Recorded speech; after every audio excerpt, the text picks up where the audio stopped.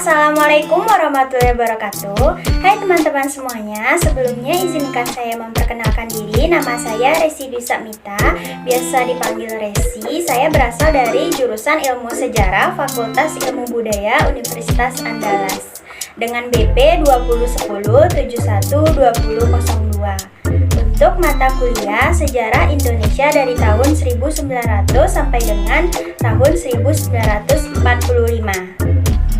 Nah, pada kesempatan kali ini Resi akan mereview sebuah buku nih teman-teman dengan judul Politik Islam Hindia Belanda. Nah, untuk mempersingkat waktu, yuk sama-sama kita lihat apa sih isi dari buku ini. Penulis buku Haji Akip Suminto, judul buku Politik Islam Hindia Belanda, terbitan dari Jakarta, LP3S, anggota IKAPI pada tahun 1985. Buku ini berisi tentang berkembangnya agama Islam di Kepulauan Nusantara berlangsung selama beberapa abad. Hal ini merupakan suatu proses yang terus-menerus hingga sekarang belum selesai.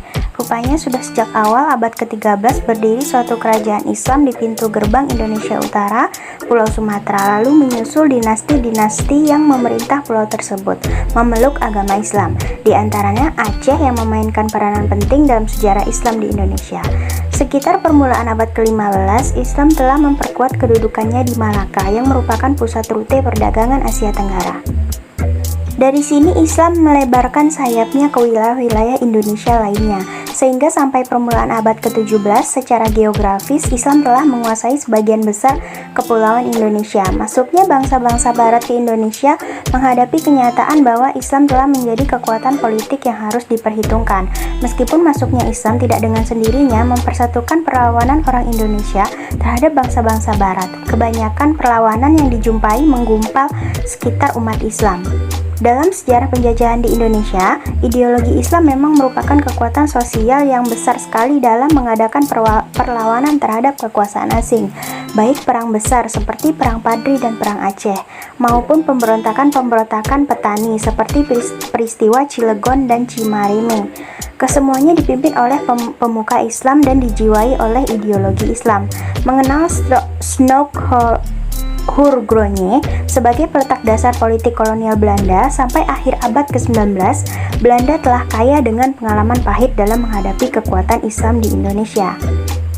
Sejak kedatangannya pada akhir abad ke-16 di Indonesia, Belanda senantiasa menghadapi kenyataan bahwa Islam selalu menjadi penghalang cita-citanya. Hal ini tidak mengherankan sebab sebagian besar penduduk daerah yang dijajahnya di kepulauan Indonesia ini beragama Islam. Motif aneka perlawanan terhadapnya bagaimanapun jarang selepas dari kaitan ajaran agama ini. Sejarah telah membuktikan selama abad ke-19 saja, kolonial Belanda cukup sibuk menghadapi pemberontakan-pemberontakan yang kebanyakan dilancarkan sebagai perang sabil atas nama Islam. Tercatat pemberontakan yang terkenal pada abad ini diantaranya adalah Perang Padri pada tahun 1821 hingga 1837 di Sumatera Barat, serta ada Perang Diponegoro tahun 1825 sampai dengan tahun 1830 di Jawa Tengah, dan yang terlama adalah Perang Aceh dari tahun 1871 hingga 1912. Sebelum kedatangan Snoek di Indonesia, kebijakan kolonial Belanda terhadap Islam di Indonesia tidaklah memiliki arah yang jelas. Snoek menjadi seorang negarawan kolonial Belanda yang paling legendaris keduanya. Kenyataan yang dihasilkan oleh politiknya bertentangan dengan apa yang diharapkan. Dari sini kita dapat menarik suatu pelajaran bahwa seperti yang dikatakan oleh Prof. W.F. Wertheim ketika mengomentari hasil karya Dr. Haji Benda bahwa apapun politik terhadap Islam yang dilancarkan oleh kekuasaan non-Islam hasilnya senantiasa berbeda dari apa yang ingin dikejar oleh kekuasaan tersebut.